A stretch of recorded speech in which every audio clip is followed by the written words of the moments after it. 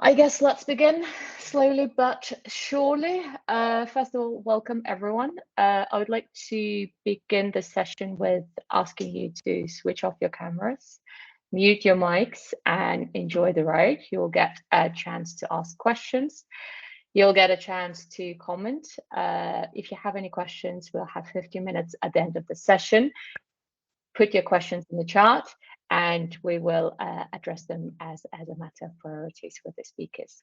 But now, a little bit about Danish-UK Association and the young professionals who are the main drivers behind this event. Danish-UK Association connects businesses and people across Denmark and the UK. So whether you are Dane in London curious about Danishness in London, please come and join us. Open doors for both people and businesses.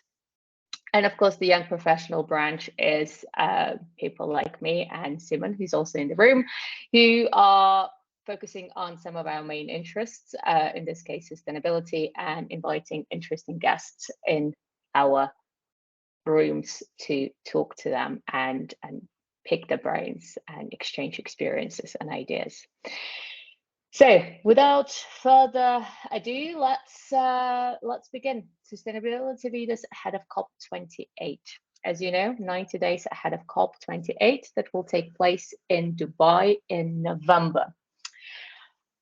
We have Claire, Christine, Philip, and Jessie with us. They will tell you what they do and how they do it, and will give their views on the relevance, the outcomes, and further actions from UN climate change conferences of the parties. As you know, these conferences started in 1995, and this year we'll have number 28. So what were the outcomes? What are the conversations? Who's coming, who's not, and why? This is what we'll look at today. As you know, COP26 was an opportunity for states, NGOs, and businesses to meet in Glasgow. The main outcome of COP26 was the Glasgow Climate Pact. After that, we had COP27 that was full of controversies. It took place in Egypt, Sharm el-Sheikh. And COP28 is supposed to build on that work. So what should we expect? Let's ask our panelists. If I can welcome them now, and I will pass on the mic and let them introduce themselves. Christine, do you want to start? Jessie, Claire, Christine, Philip. Let me see. And Philip are on camera. Christine, if you do not mind starting, telling us about who you are, what you do, and your business, a brief 1-minute elevator pitch, and we'll take a round. Yeah, I'm Christine. I'm based in Copenhagen, and I have a startup called Blue Lobster. And basically, we're connecting sustainable fishermen who are using low-impact fishing gear that doesn't destroy the ocean. It's mostly passive, but it could also be active if it doesn't go near the ocean floor. And we're connecting them with restaurants and canteens and basically B2B customers, and cutting out the middlemen, making sure that they get paid more and have an incentive to keep fishing responsibly, and providing the customers with transparency and a direct connection to their suppliers. Yeah. Thank you very much. That's wonderful. Philip, you next on my screen. Would you please tell us about yourself and your business? Yeah, I'm Philip. I run one of the founders of a company called Climatic. We built a backend, essentially, which is a carbon calculation engine that we integrate into other software, primarily B2B software. And so the hypothesis here is that we think that carbon is becoming a new KPI alongside costs and revenue, and other key business KPIs, but it's currently not visible in the existing software platforms that are penetrating, percolating businesses such as ERP systems and supply chain planning, all these things. And so we hope that we can provide, with our API, we can make these software versions climate aware or carbon aware, so the end customers can take action. Thank you very much. Very interesting. Claire, you're next on my screen. please tell us about yourself and your line of business. Yeah, sure. Hi, everyone. My name is Claire Jervis. I am an Associate Fund Manager at Web Asset Management. So we are a sustainable impact boutique investment company based in London. We've been running since 2009, and basically all we do is invest in companies whose products and services provide solutions to sustainability challenges like climate change, cleaner energy, resource efficient technology, IT that can help to build and create smart cities and smart buildings. So it's a really interesting space, and I'm really looking forward to this conversation. Thank you very much. And Jessie, last but not least. Thank you so much. Yes. So my name is Jessie, and I'm the founder of the change agency called Climate 1.5. I brand myself a corporate activist because we go in and help corporations figure out not just their strategy, because a lot of corporations are looking at strategy at the moment, but with the lens of how can we comply. We're looking at the lens with how can you actually make a difference. So helping them do that, and then importantly empowering them to also talk about the change that they have undergone and what the difference they're making. So communication, strategy, and change. Communication strategy is extremely important in all fields of life, and more than anything in climate change. And as we know, COP has been pushing out a certain type of messages for all of us, but let's discover this much behind those communication messages coming from COP. My first question would be for you, Christine. What are some of the biggest trends shaping your field, and what are the adjacent trends that you're keeping an eye on? Yeah, I think, well, we're basically kind of looking at two things when we're talking about sustainability in the fishing industry. And one is how much fish are we actually pulling out? So keeping an eye on the quotas, and that's a super international area because it's the ocean. There's not like lines between nations, and everybody's kind of fishing in other people's areas.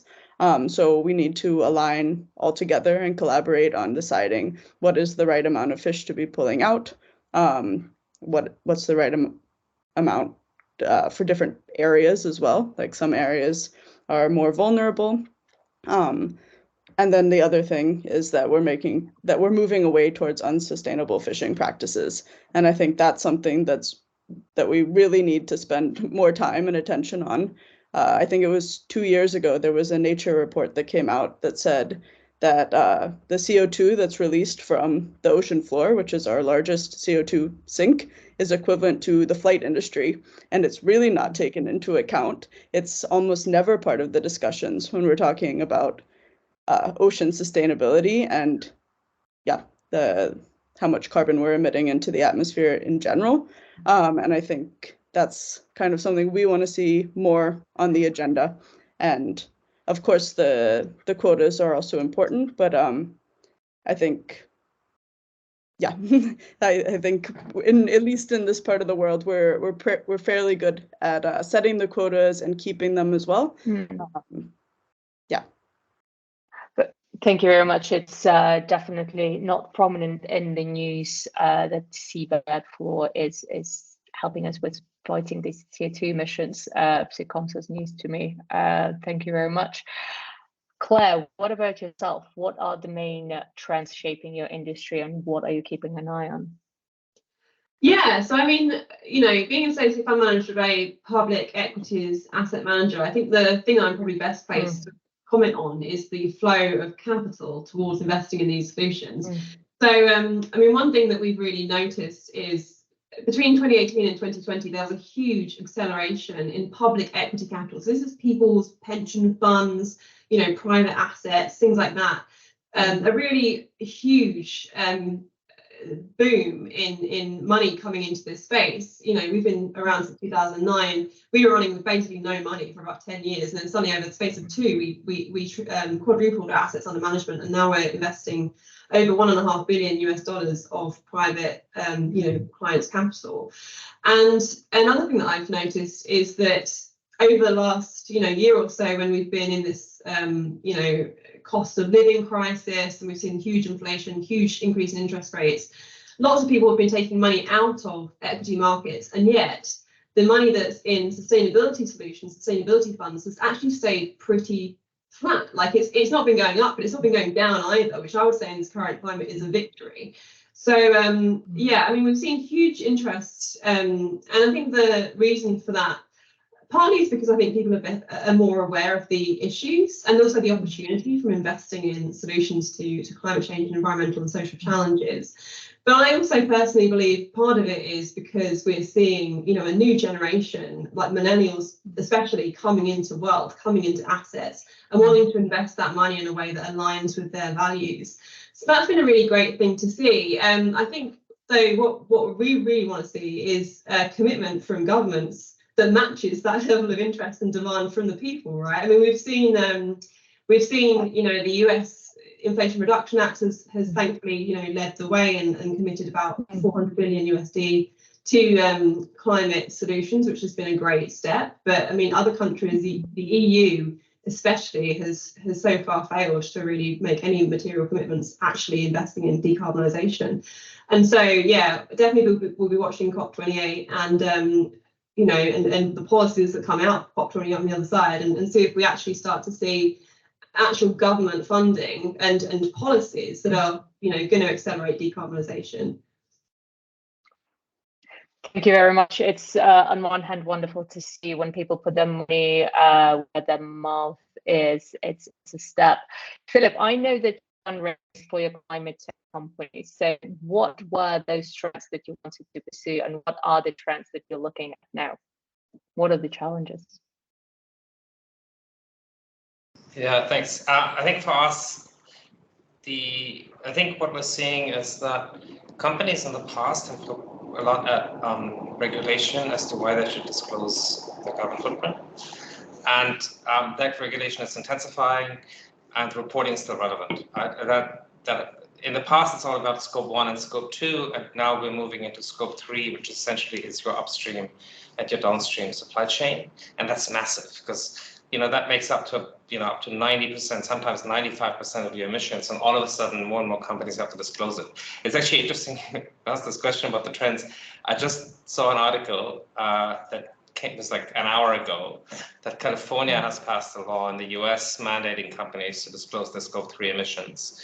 And so I think this focus on scope 3 will continue, and that will companies have to understand what is my supply chain, and what are the emissions in my supply chain. It's a completely new, different challenge. It's extremely difficult. Even the most progressive companies will maybe understand like their direct suppliers, but how that affects tier 2, tier 3 suppliers is really hard. We have some customers that have over 100,000 suppliers directly. To actually assess this at scale is almost impossible. So that'll be something that really will have a big impact on our industry in the next couple of years.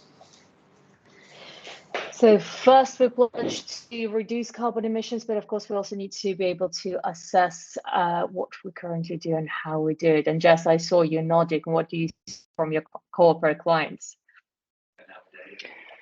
Oh, a lot of things. I think as Philip is talking about, the legislative landscape, the reporting is really at the forefront of what all of our clients are running in circles of focusing on, and everybody I speak to. For good reasons, like there'll be consequences if they don't. I think from a strategic perspective, we need to stop a minute and actually look at, does this make sense? A lot of the conversations I'm having is they're looking at SDGs, they're looking at the reporting frameworks. Personally, I'm a GRI qualified as well, and are being like, okay, so you have a set of questions that you're trying to answer, but you're not looking at what feels native to the organization. So you might answer a set of questions, but are you actually making a genuine difference? So I think there's some sort of misalignment that we will have to figure out. So yes, they have to kind of try and align with where our global goals going, what do policymakers want to see, but actually, if you are a corporation that are specializing in technology, could you be the one solving some of the AI challenges that are coming? Could we use that for greater good? So how do you use your capabilities? I think that's something very positive that we are seeing in many corporations. I exclude the oil industry because I have a problem with them as a separate, but I think we're seeing a lot of willingness, a lot of people trying and running around.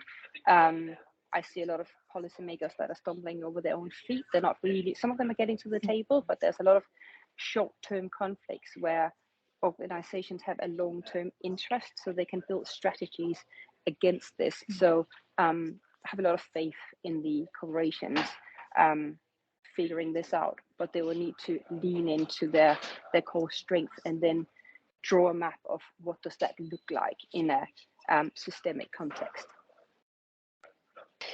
And if we go back from corporates and looking at the businesses, if we take it a level up again and go back to nation states that meet at UN climate conference of the party, what are the most prominent pledges that have been made in the last couple of years? The conference has been going on since 1995. It's quite a while. Have these parties agreed on what is tangible in your perspective? I don't know who wants to jump in, please. I mean, I'll start and then perhaps others can follow. I mean, my take on the pledges that have been made to date is that, to be honest with you, to my mind, the COPs historically haven't been that successful. I mean, when we think about the pledges that have been made by nation states so far, the mean global warming level that would be achieved by those pledges is 2.4 degrees C above pre-industrial levels. So as a point of reference, the Paris Agreement, which was signed a long time ago, is for 1.5 degrees C, right? So we're way off base. And it's been really disappointing because that is something that is very well known, very well publicized by a whole host of different organizations. The UN, just 2 days ago, released a report saying that, we have a rapidly narrowing window to achieve 1.5 degrees, which is what we need to achieve to actually prevent the worst effects of climate change. And yet, when you think about what's come out of the last two COPs, we've had the loss and damage fund, which is great, but it's aimed at, resolving the damage that's already been caused rather than actually, preventing the damage from happening in the first place. And a pledge to reduce methane emissions, which was positive because methane is an extremely potent greenhouse gas. But it still doesn't even, touch the science when we think about what we need to be doing to actually achieve 1.5 degrees C. And some of the things that come out of COP have been so disappointing. I mean, I think it's COP26 originally said they were going to phase down coal, and then phase out coal, and the last minute they changed it to phase down because they, couldn't agree that actually we don't need coal anymore. It's been really disappointing. I really hope that, people really start to wake up and actually start, making the pledges and the commitments that we really need to see to actually achieve what we need to achieve here.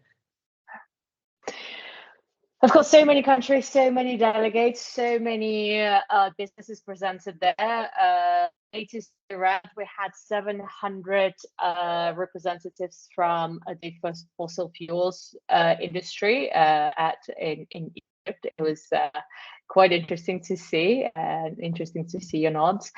Philip, what's your relationship? What's your take out from the last couple of COPs? Any policies that you found particularly tangible or less? I think some of it is tangible. I think COP20 in 2015, COP20 something 21, I think Paris. But we had the Paris Agreement. That's a result of COP, and I think the Paris Agreement has been a major focal point. Yes, there's no commitment, but I think it still has carried a lot of weight, and we have, I think, over 190 countries subscribing to the net zero target by a given date. So I think that has done something. I think last year in Glasgow, that we had an agreement of 190 countries to phase out coal, fossil fuels. So I think there's something there. I think the key issue that I see is around finance. It's not my strong area, but I think there's a huge funding gap for climate, renewable energy, essentially, and climate funding in developing countries. I think that needs to be addressed beyond this adaptation fund that is now hopefully being operationalized this year. So I see that, and I think the last thing I want to say is I think for us, the fact that developing countries have signed up to a net zero pledge will also change the dynamic a little bit in the future. That's wonderful. Christine, do you see any policies trickling down to your area of business, sustainable fishery? What are the main policies and trends coming from COP, if any? Yeah, actually, I think maybe I can say something about like the startup funding that we're seeing in Denmark and a little bit in Sweden, because that's kind of the area where we're also operating in. But we're definitely seeing a lot more funding coming out of the Danish government going into like startups that are low cost and trying to tackle like the core issues. So like completely bringing in a new kind of pant recycling, or like companies that aren't trying to just make their processes less environmentally, like CO2 emitting, but actually trying to do something innovative. And then we're also seeing like in the aquaculture space, the Swedish government is putting a lot of money into like creating these regenerative like cross industry solutions to like use the heat from this factory and grow shrimp in a sustainable way, for instance. So I think that's kind of cool to see. And yeah, I guess that's what we've been seeing. Even in the past year, we saw that Vækstfonden, which is distributing a lot of the money, they are now bringing in 150 startups instead of 25 per batch.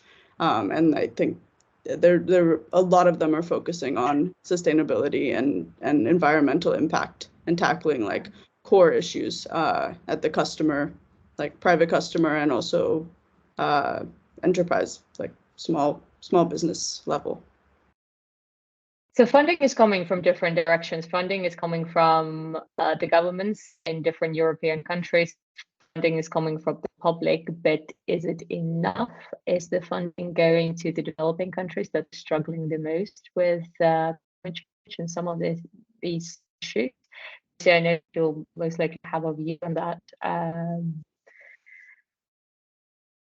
because COP countries pledged a funding basket for developing countries to compensate them for climate change issues. But has it been put to use? How much? When will it come?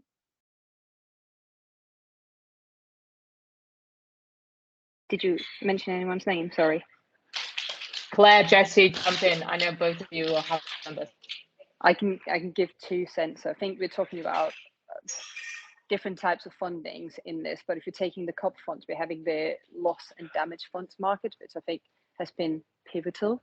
There's not enough money in it yet, and that's a thing. So the funding here is primarily to establish and support the developing countries, and it's meant to help alleviate some of the impacts that they will have, and they will see, and they are already seeing. So I think that's really, really important. But other than that, I think we are not looking enough at what else can we give them, because we can't just send them a bag of money and call it a day and then expect them to figure everything out. A lot of the knowledge is actually sat in the West, so we need to create a knowledge transfer as well to the developing countries alongside strategies for how we best spending this money, so that we're sure that this funding is utilized to its best ability. I think if I can just add to that, I think you made a great point, Jesse, that knowledge transfer and strategy around how to spend the fund is really important. But actually, I'm really glad that Nadia asked this question. I think it's almost skipping a step, because just to talk about knowledge transfer and spending the money, because there is no money right now. That's the thing. So last year, COP27 was agreed to set up the loss and damage fund, but crucially they delayed basically all of the tangible decisions until this year, until this COP. And so, all the decisions around where's the money going to come from, what's it going to be eligible to be spent on, you know, how is it going to be transferred from one place to another? All of that is still yet to be decided. So in the last, 200 days or whatever since COP27, they did establish a transition committee, which is, I think, delegates from, I think, 28 different countries, about half of which are developed, half of which are emerging. And the purpose of that committee is to present some ideas and solutions that would go in front of COP28 to be decided. So far, it's looking like hundreds of billions are going to be needed in this fund, rising to, I think, $1 trillion, so $1 trillion by 2050. So it's going to be massive, in terms of what's needed to actually put these nations in a better position, is huge amounts of money.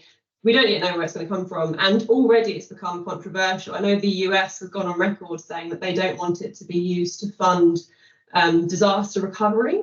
So basically, they've made a distinction between slow onset events, which is basically the gradual rising of sea levels on the one hand, and like disaster recovery on the other, which is like, there's a hurricane, we need to spend money on putting them right. And the US has said, we will only commit to money on slow onset events. We're not going to commit to the disaster recovery because there's already money coming from like charity, for example.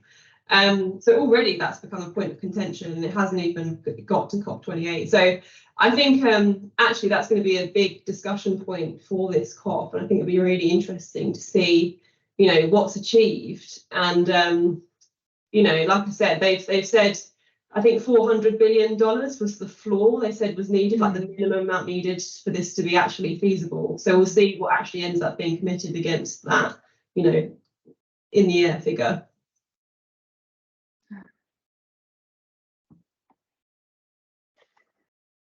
I see. First thing is to put the topic on the agenda, then to capital to actually execute on it. And as always, it takes longer than expected. First the parties to agree, and then actually to sponsor it. Decarbonization is difficult. And one of you mentioned 1.5 target degree Celsius increase. We do not want to go above that, but it's also clear to us that we are actually going above that target. So from your perspective, from what you see in the field, that revision of the temperature goal mean for future generations? We're clearly not on track with where we're heading. What do you see, Christine? What are the developments within your field? Sorry, could you repeat that again? We're clearly not on track to meet our target of 1.5 Celsius increase. So we will have to review that, and hopefully they will also admit it at COP. But what are the implications of this revision? So if we continue as we do now without curbing the emissions, how will the climate change affect? I'm definitely not an expert on the targets and what's going on with that. But I can say we would definitely see a big impact if we start moving away from the bottom trawling that are basically creating these highways in the ocean and tilling up the top layer, which is the world's biggest carbon sink. But yeah, I don't want to claim that I know about all the policies and the trends going on at COP, so I wouldn't say more than that, but I think it would make a huge impact if we would start paying better attention and not just glossing over it, because they are the bulk of the industry and they're really not being held accountable at all. Jessie, what are your views on the area? I just need to make sure I get the question right. So what's the consequence in terms of after 1.5 degrees, what will happen on our planet? Yeah, okay. So I'm not a scientist either, but I'll do my best. So what I know is that at 1.5, after that, we have what we call tipping points. And we do definitely not want to transgress our planetary boundaries and our different tipping points. I believe there's 9 of them. And it's around ocean acidification, and like air quality, various other things like biodiversity. What do we have around us in that respect? So 1.5 degrees is kind of where we can maintain a level on the planet where we are in almost like a nice equilibrium for where we can have a nice life where we're not impacted too much as humanity. I mean, the planet will go on, right? Whether or not we are on it.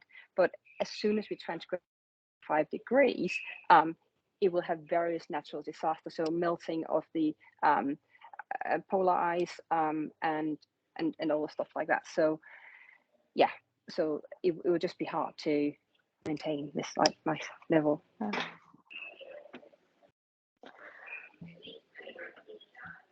And that, of course, was agreed in Paris, but now we're already past 200 days since COP27, which was the last conference in Egypt. Do you, in your opinion, have that increased awareness and urgency for the need to develop and execute on the decarbonization plans?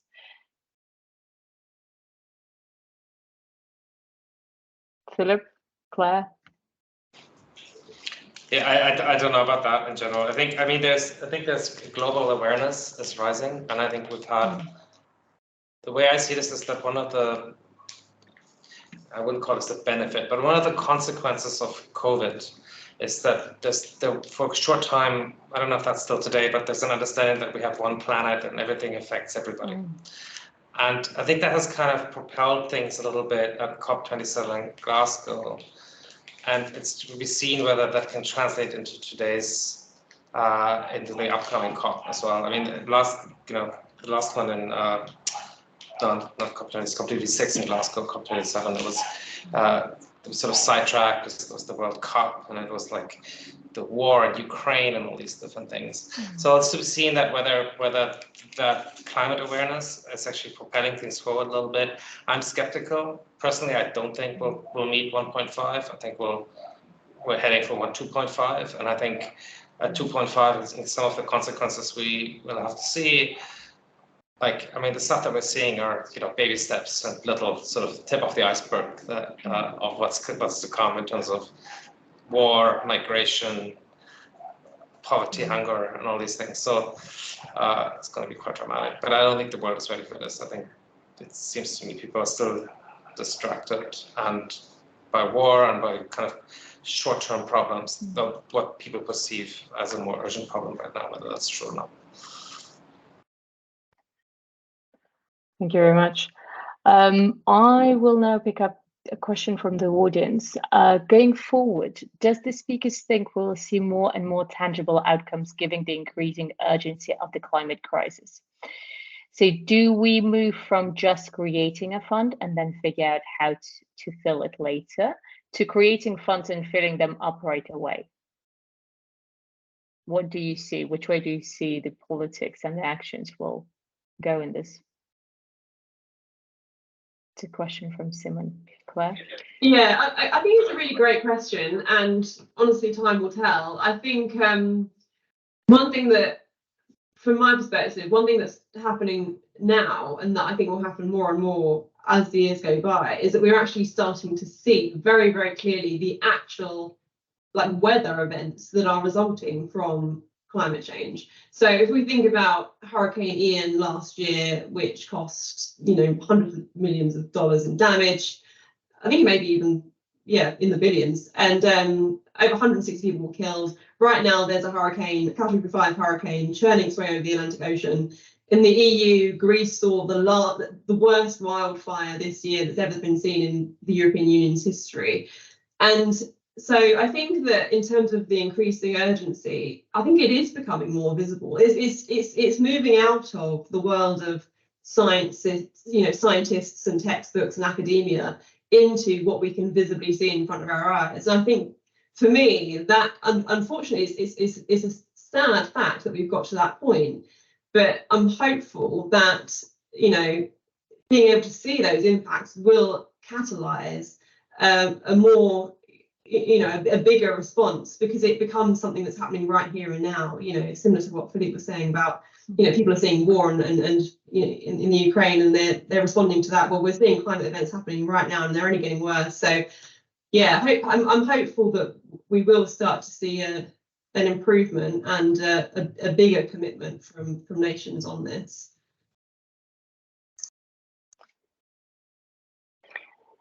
Can I add something? because Yes. I think we're having a massive elephant in the room that we haven't even addressed at this point, and that is the insanely vetted interest of the oil industry that are attending this year's COP. And it's so prevalent and it has to be called out. So COP26 already, the fossil fuel lobbyist groups, they made up a larger group than the largest delegation that was sent to COP26. Last year, they had more delegates than the combined 10 countries of developing countries that was present. There's more oil people there lobbying for their interests, and they are not interested in us progressing. Like, I think it was Shell that set a 2020 target around obviously like figuring out their emissions, and this year they rolled back this this pledge. If we're looking at Sultan Al Jaber, who is the head of COP, he is very positive that this needs a business mindset. I think you could fear that he's oblivious to the fact that he usually functioned as CEO of Abu Dhabi National Oil Company, ADNOC, and with new CEO, you're used to people doing what you tell them to, but I'm not sure people will do what you tell them to in this context. There is a massive conflict of interest with him also being head of ADNOC, which is their biggest oil company. ADNOC themselves are not having great credentials. There's this like rating scheme which goes on about who's actually committing with transparency. They have no credible transparent plans around what the heck they're going to do as an organization. They're scoring 3.8 out of 100 on this score. And I mean, can you lead a COP with such a conflict of interest? Question mark. Clear conflict of interest. I believe that the fossil fuel industry sent 700 people as lobbyists last year. So thank you, Jessie, for yeah. And if you're adding to that, like they have only invested on average 1% into renewable solutions of their profits. All of their profits are getting divided into like given back to shareholders, right? And if you take ADNOC, they are a bigger polluter than ExxonMobil. So it says something about the scales of the beast that we are dealing with here.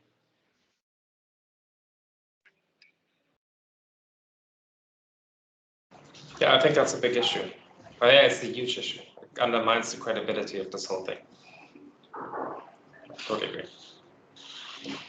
I mean, I can say, so I'm currently working on a project where we're trying to get Danish industries represented in Green Zone at COP to talk about what are they doing and what are their challenges. But it's no secret that the first question they're asking themselves are, do we want to be seen next to an oil state? Can we actually defend this?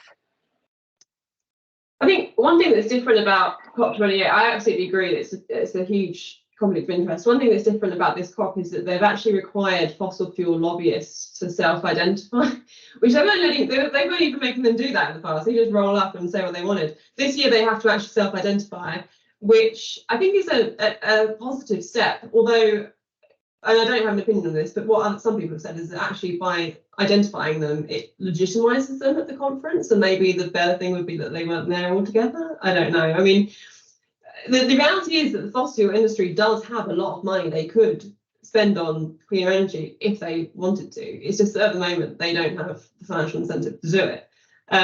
So yeah, we'll see how that pans out. But I completely agree, it's a massive conflict of interest. And thank you very much for stating it so clearly for the audience as well. It's not the headline that you always see in the news. We have another question from the audience, and that is in relation to the role of developing countries. Would be happy to hear your thoughts, Jessie and Philip, on what new perspectives and initiatives you hope will be presented in COP28 when considering the greater focus on the role of developing countries in this debate, and of course the funding that they all been needing and shouting for. Philip, do you want to start on this one? Yeah, I think it's an interesting one. I think, as I said, I think there's two different things I think that are popping up in my mind. One is we have a real big urgency to fund renewable energy projects and maybe possibly other projects in in developing countries. It's deemed too risky for any commercial lenders to finance. And I think we need a global, ideally, or institutional lenders who do this, who take on that risk and project manage it in a good way. I think too many of these big projects often have funneled the money back into the countries that give the money. That would be one thing, because we're going to see a lot of those developing countries, particularly in Asia, like the Philippines and Indonesia, to a point that have massive energy needs with all their people over the next decades. And that has to be hopefully met with renewables and not fossil fuels. And at the minute, it's hard to finance at scale. I think the other thing, to me, what's interesting is that because talked about this earlier, because countries, including developing countries, have signed up to the Paris Agreement, or to the net zero commitment by some date this century. There's now a global stock take, I think that's coming up in September, where every country in the world has to submit, it's like, what is our carbon footprint and how have we contributed to it, including developing countries. So that would be interesting to see how that's being accounted for, what happens to reforestation, deforestation, and other projects that may happen in these countries, and how that's being accounted for. So these things I'm watching out for at COP.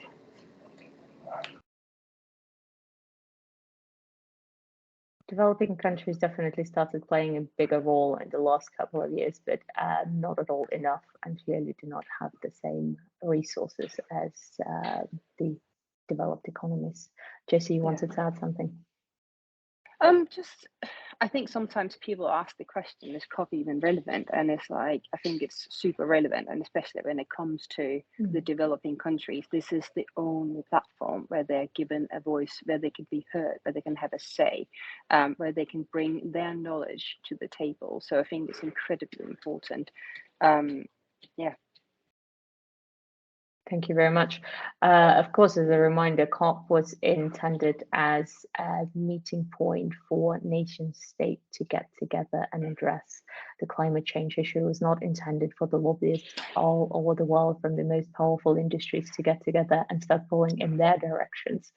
And this big communication and PR machine that we started seeing has not been the initial plan, at least, but it turned into something quite a beast. I have a question for Christine. We would be happy to hear more about what you mentioned about bottom trolling. What do you think needs to be the strategy to stop bottom trolling as a major fishing method? What are the major challenges? Yeah, I think it's a good question. I mean, one thing that the governments can do are basically block off an area and say the bottom trawlers aren't allowed to go there. And I guess the problem with that is that it often comes too late, like that the ecosystem is destroyed and there's almost no fish, and then they come in and say, oh, we're putting a ban in this area for a while to let it recoup. Yeah, and I think the other thing that we need to do kind of comes from educating the buyers and differentiating the price between fish that's caught with a bottom trawl and fish that's caught in a way that doesn't destroy the marine ecosystem. And I think then we really need to have more control over the certifications that are out there. Like, I think there is a big trend from consumers in terms of wanting to do the right thing and eat responsibly and just source their products responsibly.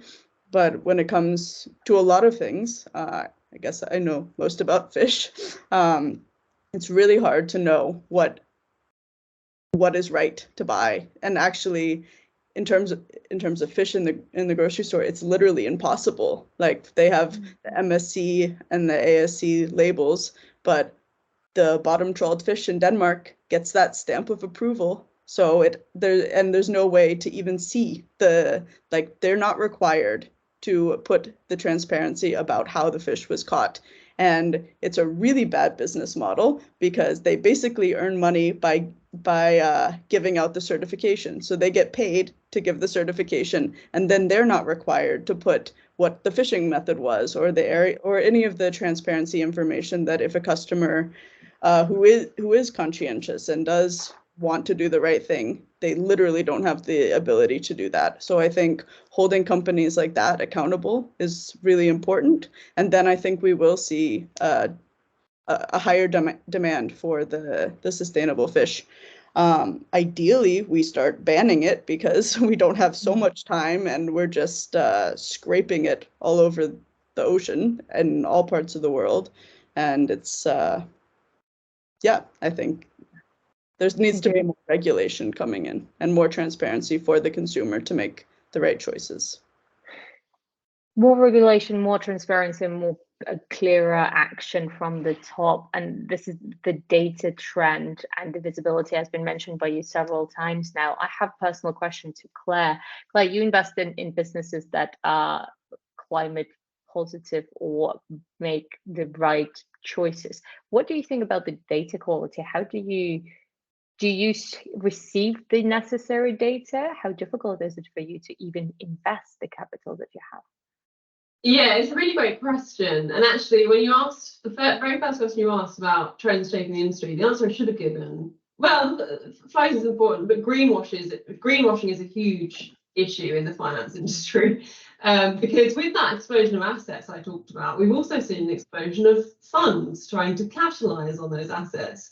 And you know, to run a sustainable investing fund, you like you say, you need the data to be able to verify that the companies that you're investing in are actually producing a solution, and that they're not just saying that, but they have actually, you know, the numbers to back it up.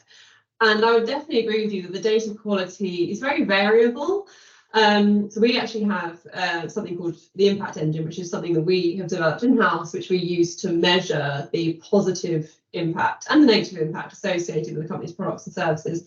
And within that, we have a category which is called how large, which is where we attempt to quantify the percentage improvement that the technology delivers against a baseline, where the baseline is the kind of prevailing market alternative. And for some companies, they can, you know, present excellent data, which is supported by third-party auditing, verification, life cycle analysis, all this stuff. You know, a company called Schneider Electric, which we recently invested in, which is providing various electrification components and solutions. They have fantastic data and reporting around, you know, the methodology they use, how they calculate their figures. And then on the other hand, you have the company I met with just last week, which is a semiconductor company which sells semiconductors to the electric vehicle industry. And they were claiming, I can't remember the number, but huge amounts of greenhouse gas emissions avoided from their products. And what they were actually counting was the emissions of an electric vehicle relative to the emissions of an internal combustion engine vehicle. And of course, the emissions are lower, right? But how much of that is attributable to the semiconductor, the tiny little electric chip that goes into the car? Like, probably very little of that is attributable to that particular company. And so, yeah, you do have to be very careful because, like I said, financially, it has presented as a massive opportunity. And while that's brilliant that we're seeing loads of money flow into the space, it has also attracted people who want to capitalize on that opportunity. And sometimes they are cutting corners, making claims they can't justify to try and attract that capital for themselves. And so we do, yeah, definitely have to be very careful. And generally, we take quite a cynical eye to any data that we see, and they're kind of guilty until proven innocent, I guess, in our world. Okay, that's very interesting to hear that you're taking such a diligent approach and proprietary methodology. And of course, I also know that you have a strong view on credit carbon market and the data that comes out of there. I wondered if you want to tell us about your view on the carbon credit market. Yeah, I mean, I think there's a few of us on this call who have maybe even a stronger view than mine. So I'll start and then I'll pass it over to the others. Please. But I think collectively, generally, we have a dim view of carbon credits, right? They're a great idea. Like, you know, if you could actually, well, in my opinion, it's a great idea. If you could actually encourage people to plant forests, because it will offset their own emissions fine. But the issue is that we haven't really, that the industry hasn't really matured, and we haven't really decided how to attribute the emissions saved to the different kind of parties that are in the agreement. And also, I think that the challenge of actually measuring the emissions is quite immature as well. Like, how accurate is it to say that this tree I planted over here is offsetting X amount of carbon produced from this factory over here? Clearly, the better solution is to not produce the carbon in the first place. So yeah, I mean, I'll pass over, but just in closing, we and the Science Based Targets Initiative, in fact, have capped the allowable amount that you can attribute to carbon offsets to 10% of your emissions. So when you have a net zero target, you can't use more than 10% of your emissions, being offset by these carbon credits. I think even that might be too high in my opinion, but I'll pass it over to others on the call. Very interesting. I'm more skeptical than nuclear. For example, I think this whole forest planting business, this is also more clear that this is not the solution we can have to plant, like just plant more trees, everything else will go. I mean, so you're saying it has to focus more on reduction, but even I think I read the other day that carbon is in the atmosphere for up to 1,000 years. Like 20% of the carbon we emit today will be in the atmosphere for 1,000 years, and a tree just doesn't last that long. So yeah, I think we need to really focus on decarbonizing as best as we can. And I think this credit system, especially the voluntary market, I think is currently collapsing, rightfully so, I think. I think I have a really skeptical view as well on it. There's, I don't know, I can just see from my personal work life with weird carbon offset. We own a forest companies reaching out with, oh, could we make collaborations with some of your businesses? Like, where are the control here? And by the way, that goes with all of the disclosure landscape as well. Who's vetting and controlling that these things are effective? There were, again, I know I keep picking on the oil industry, but there was a study made about the effectiveness of some of their offsets, because offsets have a place, by the way. I think there's some industries that are so challenged, and that could be the oil industry. It could be construction businesses, that kind of thing, where we need to look at somebody a little bit of an allowance. But sorry, I hear my own voice, so it's a little bit echoey. So looking at that, but if we look at the oil industry, there was a research study made that said that out of all of their offsets, it was only 80-something% of them that was actually effective. So what does this mean? It means that they might be offsetting into forest, for instance, that was never intended to be turned down. Then can we count that? Like, it doesn't matter. You're just putting your bet on a piece of soil that will never change anyways.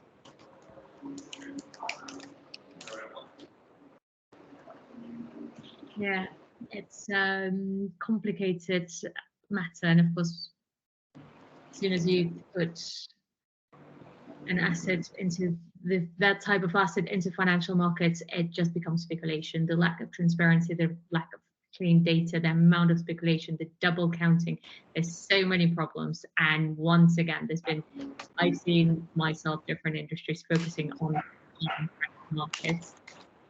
This is just not enough. It cannot be your way out as the main group. So find as something the main focus. Guys, we're slowly reaching an end to our session. It was so nice to see and have you here. I have 1 minute per person before I finish off, and if you could give me your 30 seconds, what are your hopes for COP28? What do you want to see? I see. Yeah, I hope that we don't allow the lobbyists to get their way, and then we start holding people accountable. And I think, yeah, we're all on this one planet together, and we need to start actually acting and stop fluttering around, saying we're going to do things and then not having the follow through. Claire? Yeah, I mean, for me, it's about seeing a real commitment and follow through on that commitment to achieve peak emissions. in the near term, ideally by 2025, which sounds impossible, but that is what science says is needed if we're going to achieve 1.5 degrees C over pre-industrial levels. So yeah, just a real commitment from governments to actually do what's needed and limit climate change. Finding a legal commitment. I hear you, Philip. Yeah, I would hope for, this is kind of, I don't know if that's illusionary, but I would hope for a commitment to end fossil fuels by a certain date. And that, of course, has been wishy-washy for a very long time. Yeah, thank you very much. Jesse, what about you? What do you dream of seeing? Try not to repeat the other. So I would say looking at the global stock take, which is this midway point where the businesses are not the businesses, sorry, the countries are going in with a certain level of transparency, saying this is what we did and what we didn't do. I hope that will be a massive wake-up call to what the heck nothing is actually going on. And then I think there's been a lot of, in the previous COPs, like focus on deforestation was actually positive, that we didn't mention that there was a stop deforestation by 2030. But they're all kind of sub-themes that are critical, but they're not hammering home the issues with the fossil fuel industry. So I want to see that at the top of the agenda. Fingers crossed, everyone. That's the critical questions. Push and carry on. There's nothing else. Well, probably much more we can do and should do, and I know that this group is doing. So thank you very much for putting words on what's happening in your fields, what is important, and what we should be keeping an eye on. Everyone, thank you so much. Please join us again for other conversations with wonderful people. Take care.